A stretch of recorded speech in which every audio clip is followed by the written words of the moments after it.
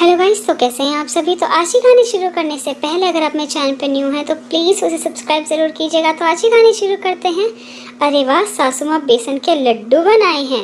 मेरे ससुराल में मेरे पति और सास ससुर थे। 2 नंदे थी जिनकी शादी हो चुकी थी, पर उनकी ससुराल ज़्यादा दूर नहीं थी।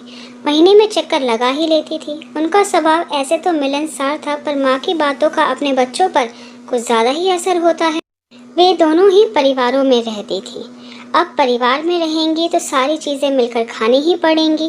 ननंद देवर हैं उनके, पर सासू माँ को यह नहीं सुहाता था कि वह अपनी बेटी के लिए कुछ भेजे और सारा परिवार खाए।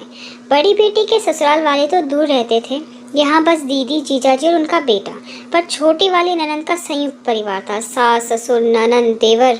इसलिए सासू माँ का खून उनके लिए कुछ ज़्यादा ही सूखता था। वह कहती कि कितना भी भेजो बेटी को, क्या मिलता होगा खाने के लिए, सब उसके ससुराल वाले ही खा जाते होंगे। इसलिए अब मेरी सासू माँ ने एक नया काम शुरू किया था। वह कुछ भी बनाती, घर पर ननंद को बुलाकर सारा सामान दे देती और कहती कि चुपचाप अपने कमरे में छुपा कर रख लियो, किसी को मत देना, और रात को जब दूध पिए तो साथ में खा लिया करना। छोटी, तेरा परिवार तो कितना बड़ा है, 2 दिन में ही सारा का सारा खत्म हो जाएगा। और तेरे ननंद देवर, वह तो इतने ज़्यादा चटोरे हैं, बस पूछो ही मत। मुझे सासू माँ की यह बातें बहुत बुरी लगती थी, पर क्या करें भाई, आ बैल मुझे मार, कौन करेगा। इस बार भी सासू माँ ने बेसन के लड्डू बनाए और 2 डिब्बों में भरकर दोनों नंदों को दे दिए। मैं पास में खड़ी थी, पर मुझे एक चखने को भी नहीं दिया, ना ही मेरे लिए 2 लड्डू ही बचाए। इस बार तो मैंने भी सोच लिया था कि सासू माँ का तो सबक सिखाना ही पड़ेगा। मैंने अपनी मम्मी से बात करी और अपने लिए डिब्बा भरकर बेसन के लड्डू बनवा कर ले आई, और इस तरह से खाकर मुंह चलाते हुए सासू माँ के सामने जाती जैसे कुछ खा रही हूँ। 1-2 दिन तो सासू माँ का ध्यान नहीं जाता, फिर वह ध्यान देने लगती हैं कि बहू कमरे में जाती है और कुछ खाकर आती है। तो वो एक दिन चुपचाप उसके पीछे जाती हैं और उसे लड्डू खाते हुए देख लेती है। तो पूछती है, यह लड्डू कहाँ से आए। तो मैंने कहा, वह मेरी मम्मी ने बना कर दिए थे और उन्होंने कहा था कि अपने कमरे में ही रख लियो, महीना भर चल जाएंगे, फिर और बना कर दे दूँगी।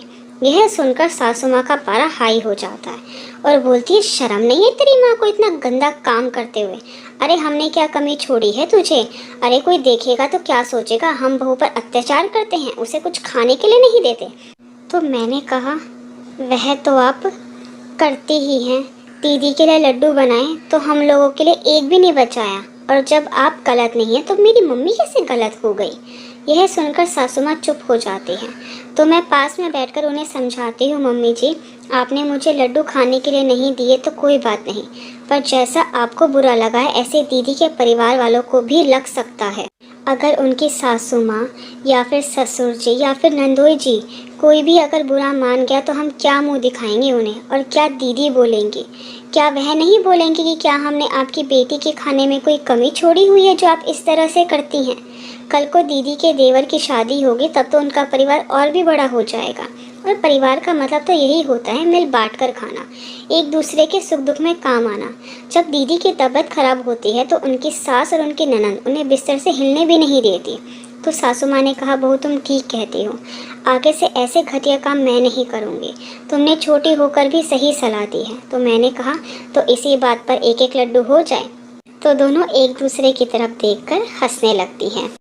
आई होप गाइस कि आपको मेरी वीडियो पसंद आई। आपको मेरी वीडियो पसंद आई है तो प्लीज़ उसे लाइक ज़रूर कीजिएगा, शेयर कीजिएगा, मुझे कमेंट करके बताएगा कि आपको मेरी वीडियो कैसी लगी। अगर आपने अभी तक मेरे चैनल को सब्सक्राइब नहीं किया तो प्लीज़ उसे सब्सक्राइब ज़रूर कीजिएगा। Thank you so much guys मेरी वीडियो देखने के लिए।